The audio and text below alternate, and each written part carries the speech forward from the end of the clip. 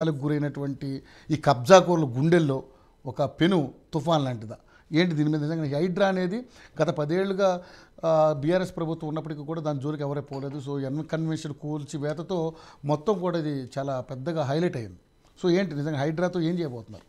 హైడ్రా అనేది Hyderabad disaster response and asset protection agency. Yes, ఇది వచ్చేసి జివో నెంబర్ 99లో 19/7/2024 రోజు దీనికి ఒక సింగిల్ యూనిఫైడ్ ఏజెన్సీగా దీన్ని తెలంగాణ రాష్ట్ర ప్రభుత్వము రేవంత్ రెడ్డి గారి నాయకత్వంలో ఏర్పాటు చేయడం జరిగింది.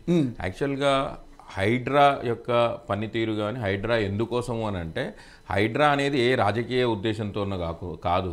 హైడ్రా అనేది గతంలో నిజాం కాలంలో మనకు ఇక్కడ వరదలు వచ్చి ఇక్కడ ఈ ప్రాంతం మొత్తం హైదరాబాద్ని కూడా అతలాకుతలం చేసి చాలా వరకు కూడా చాలామంది ప్రాణ నష్టం ఆస్తి నష్టం జరిగింది. ఆ తర్వాత కూడా గత 10 సంవత్సరాలుగా కాకపోవచ్చు అంతకు ముందు కూడా ఈ చెరువులు ముంపులకు గురవడము, చెరువుల్లో అక్రమ కట్టడాలు కట్టడం ద్వారా మొత్తానికి కూడా ఆ కింది ప్రాంతం ఉన్నటువంటి ప్రాంతాల్లో అందరూ కూడా ఎవరు నివసిస్తున్నారు, అంత పేదవాళ్ళు నివసిస్తున్నారు. ఆ ప్రాంతాలన్నీ కూడా ముప్పుకు గురయ్యి చాలా తీవ్రమైనటువంటి ఆస్తి ప్రాణ నష్టం జరిగినటువంటి పరిస్థితులు మనం చూస్తున్నాం. హైదరాబాద్ లాంటి మహానగరంలో ఈరోజు మనం అట్లాంటి పరిస్థితిని మనము తొలగించాలి అని చెప్పేసి రేవంత్ రెడ్డి గారు చాలా కృతనిశ్చయంతోన ఈరోజు హైడ్రా అని ఈరోజు ఏర్పాటు చేయడం జరిగింది. దీంట్లో ఎలాంటి రాజకీయ కక్ష సాధింపులు లేవు. చాలా స్పష్టంగా అసెంబ్లీలోనే చెప్పిండ్రు. ఏమని? చెరువులు కబ్జాలకు గురైనది ఎవరైనా కానీ, ఏ రాజకీయ నాయకుడన్నా కావచ్చు, ఇంకెవరన్నా కావచ్చు, ముఖ్యంగా ఏంటంటే ఈ ముంపుకు గురైన ప్రాంతాలను కానీ ఈ చెరువు ప్రాంతాల్లో ఉన్నటువంటి ప్రాంతాలని కానీ బేసిక్గా కొంతమంది రాజకీయ నాయకులు, కొంతమంది ఉన్నవాళ్ళు ధనవంతులు మాత్రమే దీన్ని కబ్జాలకు చేసిండ్రు.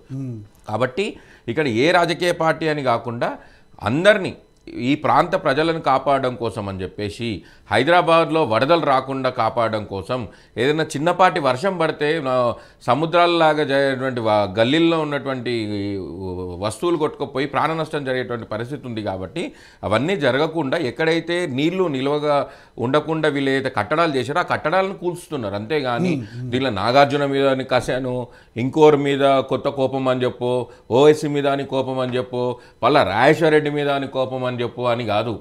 ఇక్కడ పూర్తి స్థాయిలో అధికారులు చేసినటువంటి నిర్లక్ష్యానికి ఈరోజు పేద ప్రజలు ఎంతో మంది ఈరోజు బలైనరు, దాంట్లో లాభ పొందిండ్రు ఈరోజు ధనవంతులు. కాబట్టి తప్పేం లేదు.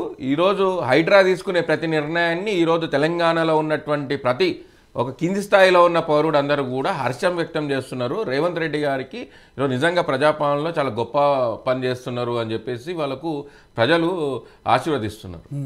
ఓకే, కానీ ఇక్కడ చూస్తే నాగార్జున గారి విషయంలో ఒక ఇంటిమేషన్ లేకుండానే దాన్ని కూల్చివేయడం జరిగింది. తెల్లవారుజాము 4 గంటలకు ఆ ప్రాంతంలో కూల్చివేతకి సిద్ధపడి కూల్చివేశారు సుమనంగా. కానీ గతంలో పర్మిషన్లు వచ్చే కదా అతను అంత పెద్ద కట్టడం నిర్మించారు. ఇప్పుడు రవి గారు మేము ఏమంటున్నామంటే హైడ్రా ఇప్పుడు disaster response and asset protection agency అండి. ఇది ఎక్కడైనా కూడా అక్కడ చెరువు కట్టడాలని దాన్ని కాపాడాల్సిన బాధ్యత హైడ్రాది. హైడ్రాకి ఆ బాధ్యతలు అప్పగిస్తూ జియో నెంబర్ MS 99 ప్రకారంగా వాళ్ళకు విధులని అలాట్ చేసిండ్రు. దానికి 2200 మంది ఎంప్లాయీస్ని దానికి అలాట్మెంట్ చేసిండ్రు.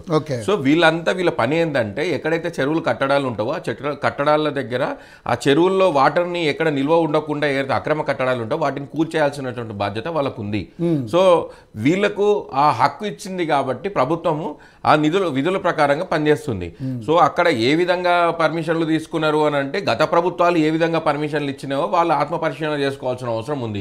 ఈరోజు మీరు నాగార్జునకు ఇబ్బంది అయింది అని చెప్పి అంటున్నారు, కానీ నాగార్జున వల్ల ఆ కింది ప్రాంతంలో ఉన్నటువంటి ప్రజలకు, పేద ప్రజలకు ఎంతమందికి ఇబ్బంది అయిన విషయాన్ని ఈరోజు ఈ డబ్బున్న నాయకులు మాట్లాడట్లేదు. అంటే మీకు నాగార్జుననే గుర్తుకొస్తున్నాడు.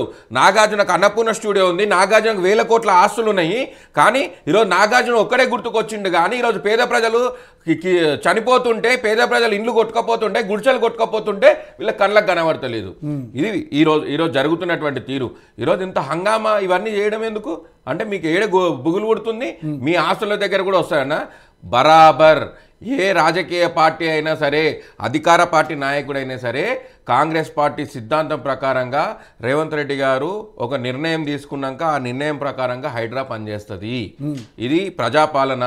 తెలంగాణ రాష్ట్ర ప్రభుత్వం ఈరోజు ప్రజాపాలన నిర్వహిస్తుంది కాబట్టి ఈ ప్రజాపాలనలో హైడ్రా తీసుకున్న ప్రతి నిర్ణయాన్ని ప్రజలు కూడా ఆశీర్వదిస్తున్నారు. పెద్దోళ్ళకు ధనవంతులకు మాత్రమే ఇక్కడ బాధ కలుగుతుంది. ఓకే, సరే, మీరు చేసేది మంచి పనే కావచ్చు, కానీ మీ దగ్గర ఉన్నటువంటి నాయకులు, మీ ఎమ్మెల్యేలు, మీ ఎంపీలు, మీ మినిస్టర్ల దగ్గర ఉన్నటువంటి ఆస్తుల్ని ముందు కూలగొట్టకుండా సో వేరే వాటి మీద పడ్డ వెనకాల మీకు ఈ తిరస్కారాలు చెప్తున్నాం కదండి. హైడ్రా పరిధిలో ఏవైతే అక్రమ కట్టడాలు ఉన్నావో అది ఎవరైనా సరే వాళ్ళందరివి కూల్చడానికి వాళ్ళకు హైడ్రాకు పూర్తిగా హక్కు ఇచ్చింది. కోర్టు కూడా వాళ్ళకు గ్రీన్ సిగ్నల్ ఇచ్చింది. కోర్టుకు పోయిర్రు ఎన్కన్వెన్షన్ విషయంలో. ఎన్కన్వెన్షన్ విషయంలో కోర్టుకు పోతే కోర్టు ఏం చెప్పింది?